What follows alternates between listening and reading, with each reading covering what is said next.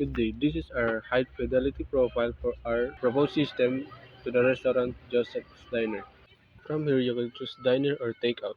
Here, you can choose food and you can scroll down to see other options. For the snacks, you can scroll down to see other options. Same for drinks and coffee.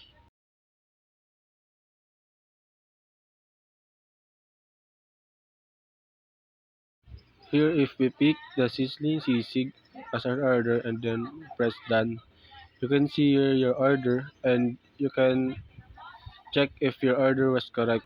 If you confirm that your order is correct, you can click the confirm and then wait for your order number. And if you click done, it will take you to the first page to order again.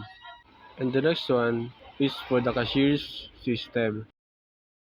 As you can see, there's a login for the cashier's system. If you click login, it will take you to this page. There's three buttons: home, sales, and inventory. In this sales, you can see a mail. If you see a red dot, it indicates that there is a customer who ordered. You click the mail, you can see what the customers ordered. If you click the three dots, you can choose if the order number is paid or not paid. And the next one is for the chef system. In the chef system, there's also a login option. If you click login, there's also a mail, just like at the cashier's system. If you click the mail, you can see the order. And if you click the three dots, you can choose preparing or done.